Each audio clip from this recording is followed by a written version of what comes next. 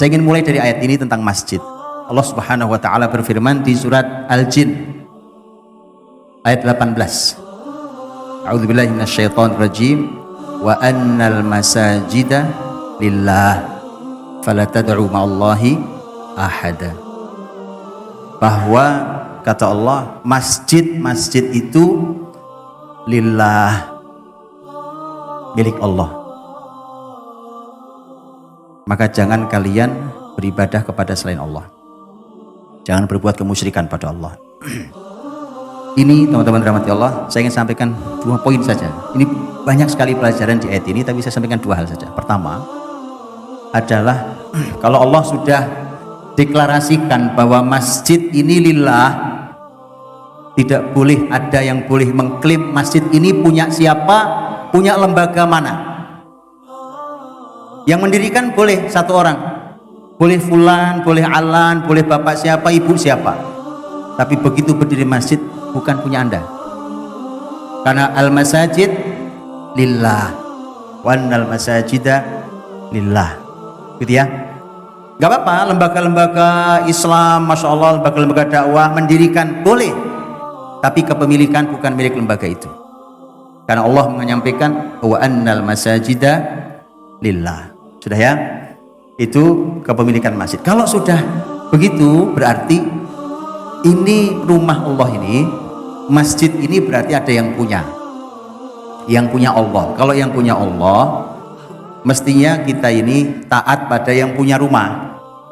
Kan gitu, kita punya rumah, saya punya rumah, Bapak Ibu punya rumah. Kita punya aturan di rumah kita, bukan tidak boleh 1 orang pun masuk ke rumah saya melanggar aturan saya, betul? Apalagi rumah Allah SWT. Karena kita akan buka Allah punya aturan apa dan bagaimana masjid begitu indahnya, begitu gagahnya, merupakan pusaran energi terbesar di muka bumi ini. Jadi itu 1. Wa annal masajida lillah, bahwa ini tidak ada yang punya, Allah yang punya, sehingga aturannya nanyanya harus sama Allah. Bukan nanya pada yang bangun, bukan nanya sama orang yang punya, nggak ada yang punya, bukan nanya pada lembaga, organisasi, ormas apapun. Tanya sama yang punya adalah Allah. Wa annal masajida lillah. Itu 1. Yang kedua adalah kalau wa annal masajida lillah, itu artinya masjid ini pusat persatuan. Pusat persatuan. Kenapa? Gak ada yang punya gitu. Ini yang punya Allah. Kalau yang punya Allah itu artinya siapapun kita punya organisasi macam-macam. Oke, alma mater kita warnanya lain-lain. Kita punya cara berpikir beda-beda. Mungkin kita punya madhab macam-macam. Masuklah ke masjid, di masjid itu wa annal masajida lillah. Kalau lillah punya Allah, semua itu kan harus ditanggalkan. Apa yang harus ditanggalkan? Yang harus ditanggalkan adalah ego. Berbeda itu normal Pak, wajar, nggak ada yang nggak mungkin berbeda. Justru berbeda itu adalah kekayaan Islam. Perbedaan itu kalau dikemas dengan kemasan ilmu dan kelapangan ukhuwah, maka itu menjadi aset kebesaran Islam dan bangsa ini. Indah loh, indah sekali. Saya kasih contoh sedikit Pak. Saya kasih contoh. Di dalam Islam sejak zaman dahulu, di sebuah negeri itu biasanya oleh pemimpinnya disiapkan para qadhi, para hakim. Karena yang ditegakkan syariat Allah, dan syariat Allah itu dianalisa oleh para ulama yang mengerti cara menganalisa teks dalil, maka kemudian muncullah mengkristal menjadi 4 madhab fikih. Madhab Hanafi, madhab Maliki, Syafi'i, dan Hambali. Di sebuah negeri biasanya ada dominasi madhab, biasanya. Tapi ada beberapa negeri yang madhab itu merata. Contohnya adalah wilayah pertengahan, wilayah Mesir, masuk ke wilayah Syam. Dari dulu sampai sekarang itu di sana berbagai macam madhab ada.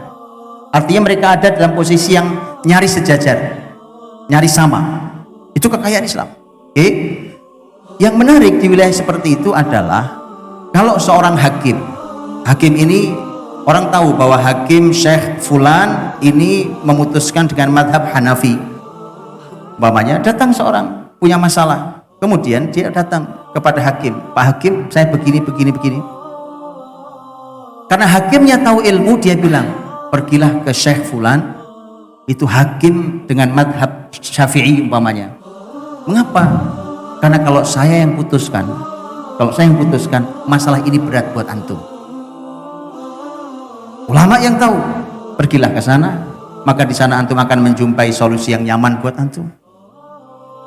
Dan itu yang memutuskan ulama, bukan kita orang awam yang memutuskan, para ulama yang memutuskan itu. Lihat, itu saja dari contoh kecil itu perbedaan itu adalah kekayaan yang luar biasa bagi muslimin.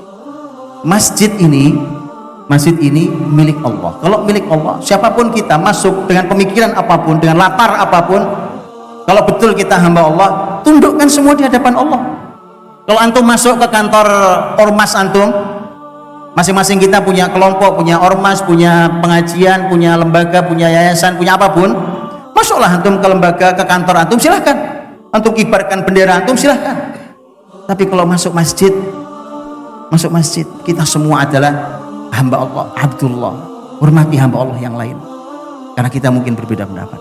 Jadi lihat, kalau negeri ini mau bersatu, jangan pecah belah masjid, karena ini masjid adalah merupakan sumber persatuan muslimin, dan negeri ini mayoritas muslim.